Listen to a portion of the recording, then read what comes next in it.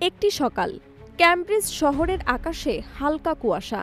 হাসপাতালের করিডোরে সাদা অ্যাপ্রনে ব্যস্ত এক নারী, ডক্টর তাসনিম জারা।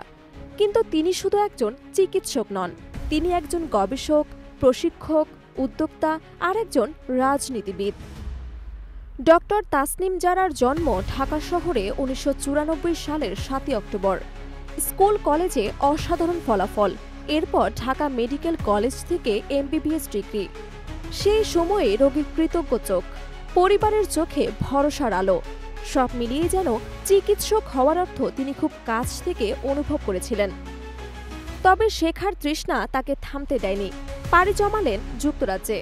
অক্সফোর্ড বিশ্ববিদ্যালয় থেকে এভিডেন্স বেসড হেলথ কেয়ারে স্নাতকোত্তর, তারপর এমআরসিপি এবং royal college of obstetrician and gynaecologist এর মর্যাদাপূর্ণ ডিগ্রি। এখন তিনি ক্যামব্রিজ বিশ্ববিদ্যালয় হাসপাতালে অভ্যন্তরীণ মেডিসিনের চিকিৎসক এবং ক্যামব্রিজ বিশ্ববিদ্যালয়ের সিনিয়র ক্লিনিক্যাল সুপারভাইজার, যেখানে ভবিষ্যৎ চিকিৎসকদের হাতে কলমে প্রশিক্ষণ দেন।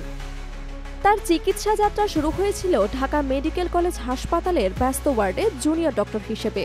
২০১৯ সালে যুক্তরাজ্যে আসেন এবং এনএইচএস এর জরুরি বিভাগে কাজ শুরু করেন।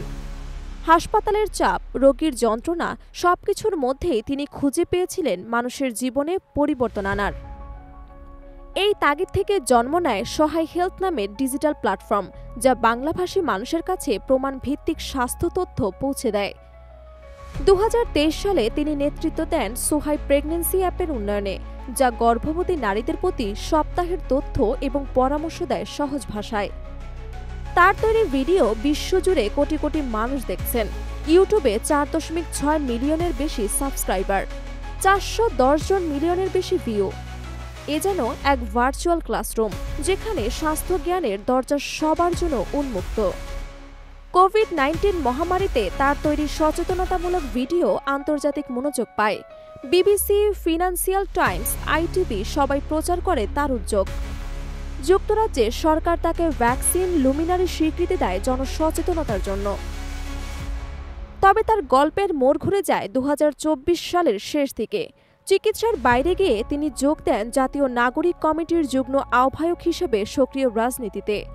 পরবর্তীতে কমিটি যখন জাতীয় নাগরিক পার্টিতে রূপ নেয়, তিনি হন সিনিয়র যুগ্ম মহাসচিব এবং দলের সর্বোচ্চ নীতি নির্ধারণকারী রাজনৈতিক পরিষদের সদস্য। রাজনীতিতে আসার কারণ ছিল পরিষ্কার, তার বিশ্বাস শুধু চিকিৎসা দিয়ে সমাজের উন্নয়ন সম্ভব নয়। স্বাস্থ্য, শিক্ষা, নারীর ক্ষমতায়ন, এই সব ক্ষেত্রে সঠিক নীতি নির্ধারণ জরুরি।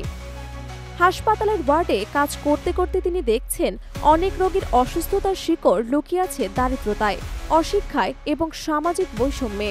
তার ব্যক্তিগত জীবনও অনুপ্রেরণাদায়ক।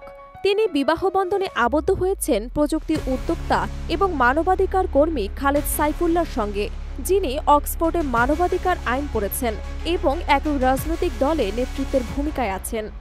আজ ডক্টর তাসনিম জারা যেন দুই জগতের মাঝে দাঁড়িয়ে আছে, এক হাতে রোগীর সেবা, অন্য হাতে নীতি নির্ধারণের দায়িত্ব।